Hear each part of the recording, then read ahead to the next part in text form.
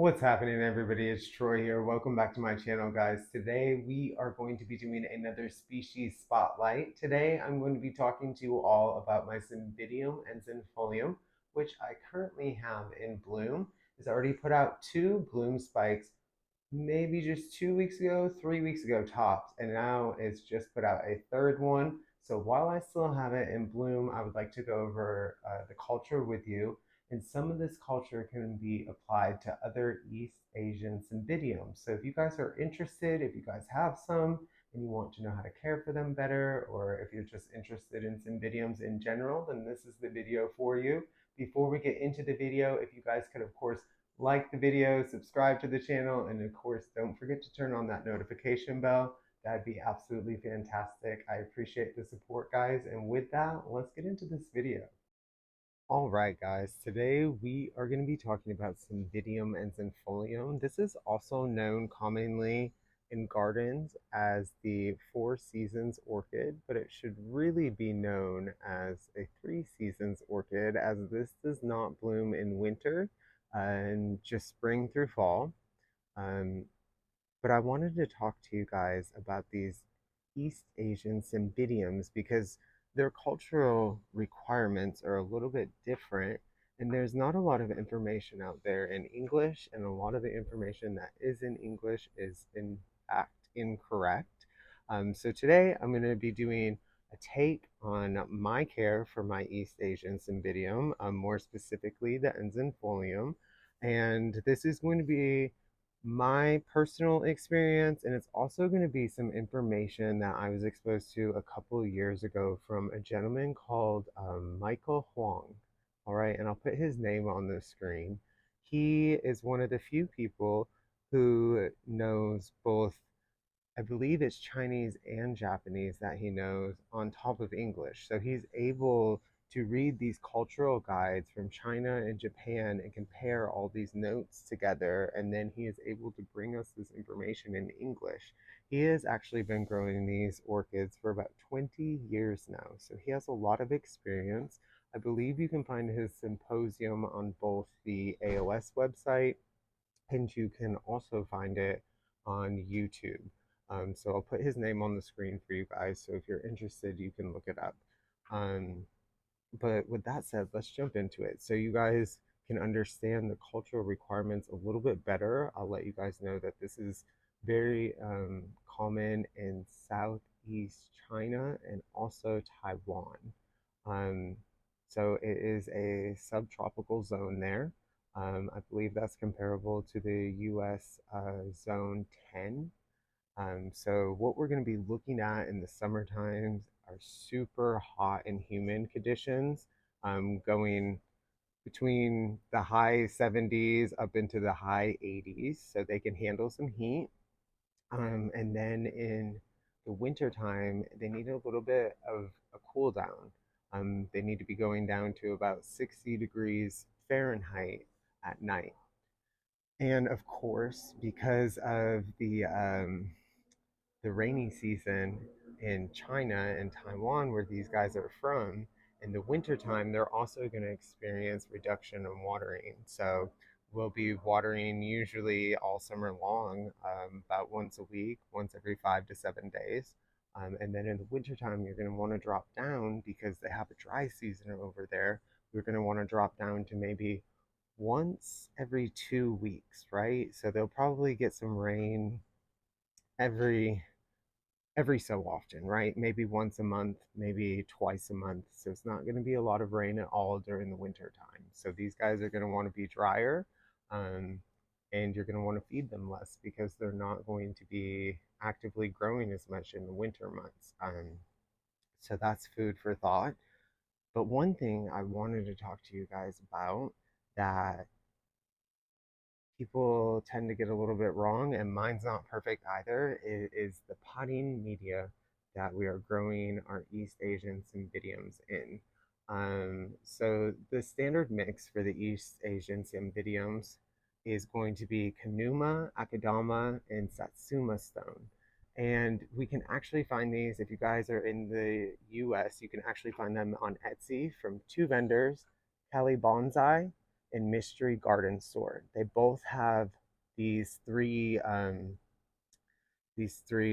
pumice zones available to us. This is just three different kinds of pumice. And the reason why is chosen to do this mix, this East Asian Cymbidium mix, we'll call it, is because when you bring the three pumices together, the minerals that they offer, not only that, but the pH that they're going to make the pots is perfect for growing these cymbidiums. And we want our pH to be about 5.5 to 6.5. So they like it a little slightly acidic-y, but not too much. And I find that common with most of my terrestrial orchids. So that's just a food for thought if you're growing a lot of terrestrial orchids.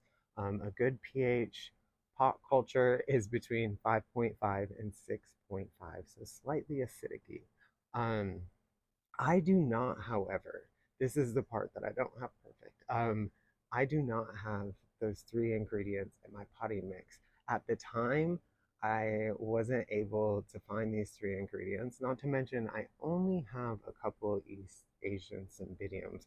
I'm very much a novice when it comes to growing these kinds. I think I've had this one for 3 years and my Gringii for 2 years. And those are the only two East Asian Cymbidiums I have. But prior to getting this, or maybe right at the start of getting this, I did a lot of research and I wasn't able to find a lot. And then I came across the Symposium by Michael Huang. And when I did, I also found out the style in which we pot our orchids makes a difference. So mine is in, just real quick so you guys know what mine's in. Mine is in a lot of pumice, actually. I have about 1.5 to 2 inches of pumice at the bottom, and then I blended some leca and small grade lava rock and pumice together. I just blended that up in a cup, and then I poured it on over top. Now, this is the point that's really important. I thought I had it perfect. Of course, before I added more media to the top, I had my bulb sitting on top of the media and then the media filled around it because that's normally how we pot our terrestrials. With these guys, you want to pot about half of the pseudobulb. You want to cover it with the media. All right. And if you do more, like 3/4 of the way, that's fine too. But why we want to do this is it helps retain moisture around those bulbs and it encourages blooming when we do this.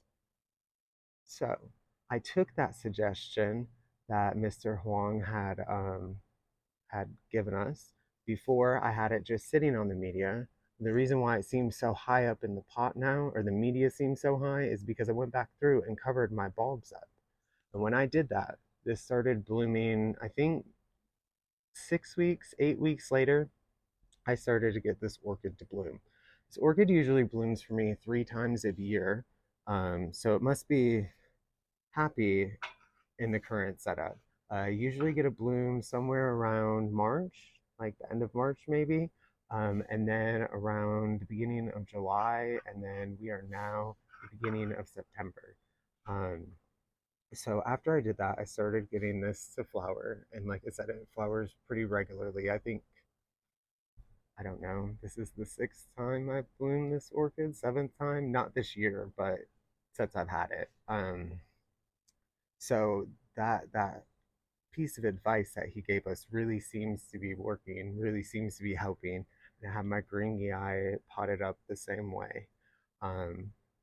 But we won't talk about that because that's they're a little bit further north, so they require a little bit different culture than this Cymbidium does. That's why we're just focusing on the ensifolium. This particular variety is Damo. So hold on, what's the whole Chanyu Damo. So when we are dealing with East Asian Cymbidiums, sometimes you'll see Damo put at the end of the name. And what that just means is this a dwarf variety or a compact variety. So if you guys are growing indoors, Cymbidiums can get quite large. So if you're growing indoors and you see that, that's probably going to be a sell point to you. It was for me anyway. So my variety is going to stay nice and compact. And she also has this marginal variegation on the leaves, which is another sell point. because a lot of the enthusiasts, the East Asian Cymbidium enthusiasts, they're looking for some mutations, some defects that make it a little bit different. And that could be the coloration of the flower, the shape of the flower, or the leaves. And a lot of times it's the leaves. People are looking for the variegation on the leaves. So I have marginal variegation. This can change seasonally. So it could be thinner in the summertime and the leaves can be darker, and then in the wintertime, the leaves might be lighter and the variegation might be a little bit thicker on the leaf. So it does change throughout the year depending on what season we're in. But those were two sub points to me, the variegation on the leaf, and then of course this is going to stay nice and compact. I did not know when I got this orchid the fragrance. This has an incredible fragrance, guys.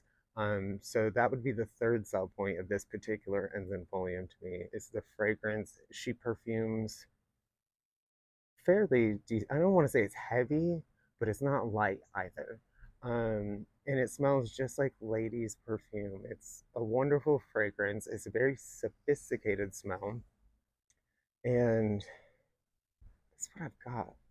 If we are growing this outdoors, you never want to let the sunlight directly hit the leaves. These are thin leaves, guys, so they'll burn right up. We'd want to protect it. I would say let's do a medium light. If you're growing under lights indoors, medium lights, so Barino grow lights, they work perfect. That's what I have mine under. She's just a bit away from the lamp. She's not directly under the bulb. She's got some distance in between. So I would say a medium light will work perfect. If you're growing outdoors, definitely put it under a tree or under a shade cloth or on a like shaded porch. In the summertime, we can let these go up into the 80s, guys. It's hot in China, right? If you go outside in southeast China in the summertime, it's gonna be very, very hot and humid. So that's what they're used to being in the summertime. Then, of course, in the wintertime, if it gets below 60, bring it indoors, but you want to give it down to about 60 degrees over the winter time. Get it to have a nice little cool down, so in that way it'll bloom for you well the following year. Um, the humidity, keep it about 50, 60%, 70%. You don't have to go crazy with the humidity, normal humidity. And then the watering, definitely reduce your watering in the winter months when it cools down. So that's what I have for Cymbidium and ensifolium.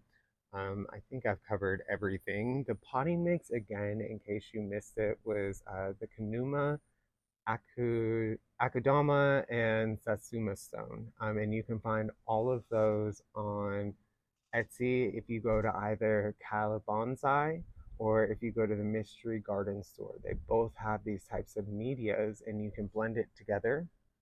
And when you do that, it will be a perfect potting mixture for these guys. So I would pay heavy emphasis on your potting media and then how you've potted it. I would definitely get those bulbs at least halfway covered, if not 3/4 of the way covered. So that way you are giving them the proper hydration. You're simulating what they're used to in the wild, and they're going to bloom well for you guys the following year. But that's my take on Cymbidium and ensifolium. If you guys have any questions, please leave them down below. I'm happy to answer them. If I can't find the answer for you, I'll at least try. I'll research or do whatever I have to do, or it'll be from my own personal experience. Speaking of own personal experience, these guys are a little sensitive to salt, so you don't have to go heavy on feeding them. I would just say do your normal quarter strength dose of feed for these guys. I did notice that they're a little sensitive to feed. But thank you guys. I look forward to your comments. If you guys are growing these, please tell me how you're growing it and how it's working for you. So thank you. You all take care. Have a great day, guys.